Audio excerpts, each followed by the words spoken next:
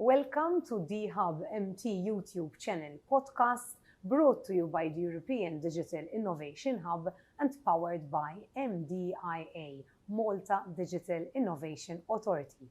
Our guest speaker for today is Etienne Cini, who is an experienced tech entrepreneur with a 20-year project implementation portfolio in Europe and the Middle East. Etienne started a local startup company at a very young age, implementing domestic and commercial security systems, and in 2010 moved to Dubai to expand his project company in the Middle East. During this time, he was accredited as a professional electronic security consultant by the Dubai Police Academy and was responsible for various large-scale projects in GCC. A key milestone was when he was responsible for designing and implementing large-scale security systems in stadiums for FIFA 2022 World Cup in Qatar, and in 2020, Etienne decided to use his technology knowledge and experience to help businesses implement technology by joining the Henley Business Operations. Etienne studied law at the University of Malta and is currently studying law in Dubai to support tech companies in patent and tech-related disputes at the Dubai courts. Quite a resume, I would say, but something that obviously stands out from all this was both your knowledge, experience, and also studies abroad, not locally. Besides locally, besides locally. Yes. So obviously I would start you there. What led you to go so internationally? Well, I was always fascinated by the market sizes. I always believed that the economies of scale in large countries give you larger opportunities, provided that you are ready to apply the domestic knowledge that you have into an international arena.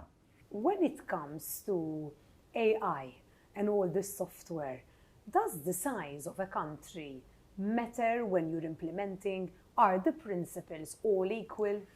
Well, the principles are always equal. The question is, you are going to face a lot of competition. There is broader competitiveness. People are working on different things on a larger scale. And what is important is that you are aware of the value you are providing to the territory. It's not valid anymore what you know within the local context. You have to really understand your value, because your value is your competitive edge. We, as a local scenario, always think of being generalist. So, especially people who started off their business, our culture is be a generalist, apply yourself to everything. However, when you go to the international arena, one of the most important things is that you convert that and become a specialist in your value-added quality. That's an interesting So, one. if you are not that, then you are one of many. But if you home in into what you're good at and become an expert in that field, then wherever you are in the world, you can provide value. And that value will eventually be converted to good business. So this is what I have experienced. The first thing that I had to struggle with were actually two main things. The first one was that. The second one is, there is a saying that perfection is the enemy of good. And I am a perfectionist. I have always been a perfectionist. But if you're not practical in such a big market, in the beginning, it used to take me 3 days to prepare a quote because I wanted to do it perfectly. And I would have competitors who would do it in 5 minutes and win it. So you start to understand how practical you need to become, because the competition is so much fiercer, for lack of a better word, or just better. So you need to really, really understand your qualities and perfectionize on them. So I would say that here we're talking about the challenges of AI and IoT. Now, when you Because there are also opportunities when it comes to this. Challenges and opportunities in AI and IoT And obviously, in all these assisted applications, in improving operation effectiveness, you need to be effective and practical. Yes, well, when you start looking at the assistance of AI and IoT, that is something a little bit different. So now we are talking on IoT, which will help you collect data. So the specialty of IoT is a device that collects data. Now, data is still data unless it is filtered and vetted to a point where it is used to you. So there is where AI is useful, because AI is a very powerful engine that can handle multiple algorithms at the same time, some of which will take much longer to do if they had to be done just by a human. So when these two are amalgamated together, and you have data that is filtered and sorted to your needs, it becomes information to you. Okay. Now that information, and we have the saying, knowledge is power, that information, that knowledge becomes power. That knowledge will give you the competitive advantage that you need when you apply tech in a business. So that is where you can get the competitive advantage, because very simple, you have comparative data, you have data coming from, to give you an example, if you operate in a mall, you have IoT devices that will count how many people walked into the mall, how many people walked into the specific shops, start to sort them out by category, by businesses. Does this mall need more restaurants than shops? Does it need more flow? And all this data that's being collected by IoT devices is now being assessed by IoT and giving you charts and visuals on the actual performance live, because don't forget that these are kind of KPIs in a way. Now, we are used to have KPIs on a historical level. When we take KPIs from financials, which are all historical. So we know that this business could have done better had it done this, that, and the other. With AI and IoT, we are converting that from a historical level to a live scenario, where a business can have a live dashboard, knowing exactly at that same time how their business is doing. And that will give you the opportunity to change course as we go, either to enhance on the things that are being done well, or modify the things that could be done better. So, from what I'm gathering, it's not just the data that you need to collect, but you also need to be able to read that data besides implementing the change you need to implement. yes. So I am assuming that this would also be a challenge for businesses to know what the data they're looking for, to read the data, and to come out with something which is good information for them. It's funny you say that, because in The Art of War, which is a strategic book, one of the tactics is, if you want to confuse your competitor, give him a lot of data. But this is a very old book where AI was not introduced. Okay. Right? Why? Because when you have information, unless it is filtered and sorted to your needs, it is just going to confuse you because of the amount of data you're collecting. It becomes useful when it's filtered and sorted, and it gives you the right information that you need at the right time for you to act correctly. Okay. Correct? Okay. So, when it comes to companies and businesses which decide to go internationally, how and when would the challenges be different, and how would they decide to go internationally? We've seen this as well, even in local business who decide to go internationally. yes. Well, the question is, first of all, you have to be prepared as a person. Are you the kind of person who is happy to be a big fish in a small pond?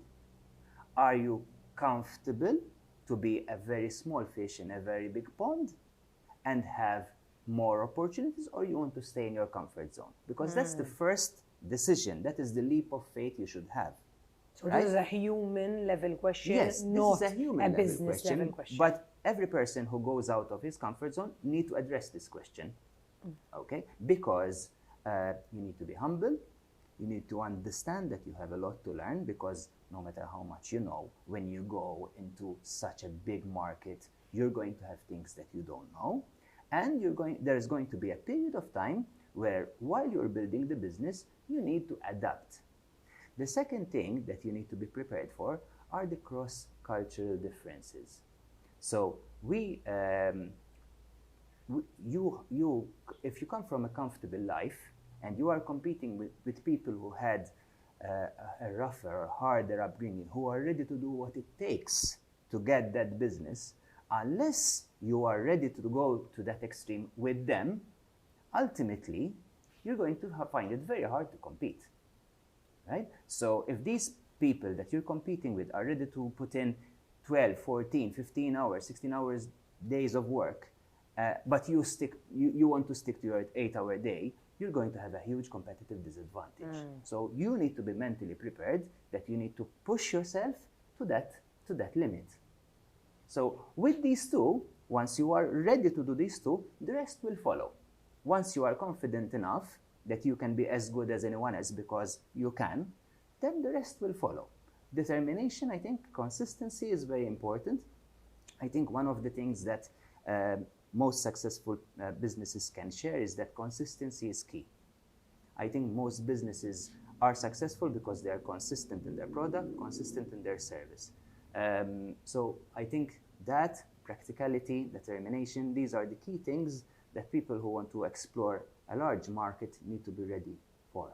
And probably I would also add on to that the expectations, because I might have a product or a company which is very good in my country, locally, and then if I decide to go abroad, and as you're explaining, the competition is going to be vaster, bigger, and maybe my results would be different than I have them locally. Well, that's the element of value.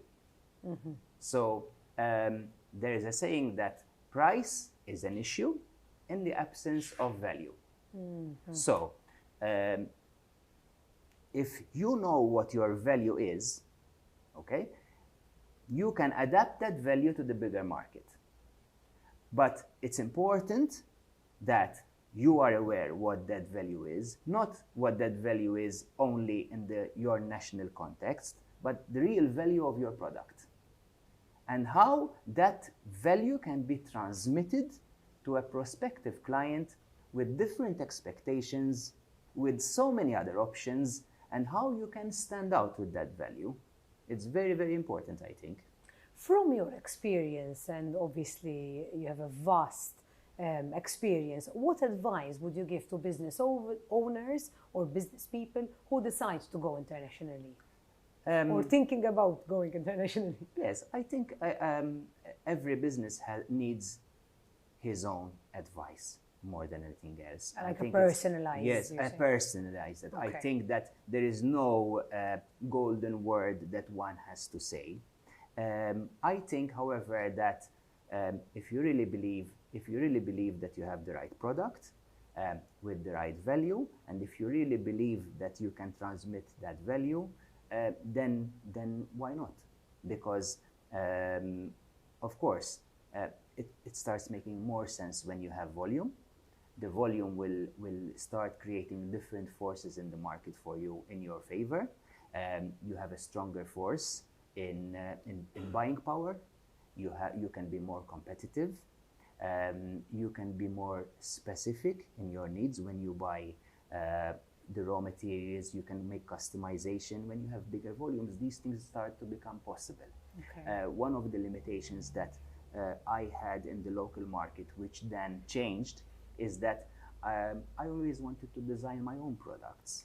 But because of the volume of business that I could take, and by the way, I could take quite a substantial amount of volume because I worked very hard, it still wasn't feasible enough for me to demand the manufacturers to tweak my product to the level that I wanted it to be. Okay. But once I had a bigger market, and therefore I could increase my orders to a point where the manufacturer could make even minor modifications that made my difference. Yes, exactly. Because my identity could stand out. Because I could put my touch in the product, and unless I have volume, the manufacturer will not stop the production line to modify my touch. So then the customization starts becoming your value. So it all starts coming together. Okay, and then that would makes sense.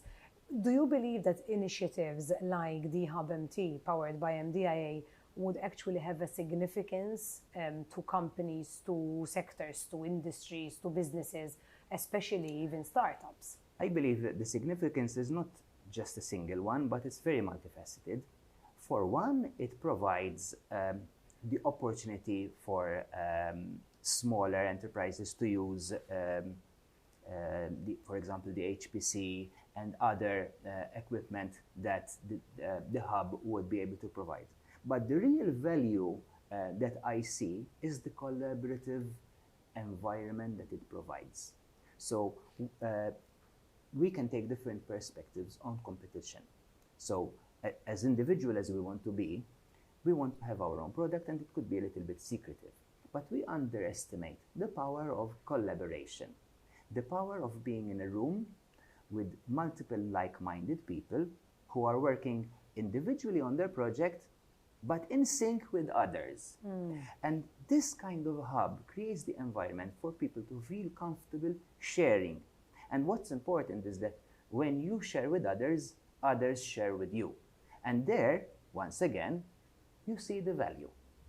So, in my opinion, the real value is creating the environment for a startup which is in a community of people which can share points of views, share ideas, and let's face it, competition is always healthy if you take it in the right way. So if you're in a room with people who are indirectly competitors, but also in sync with what you're trying to achieve, I think the end result will be so much better.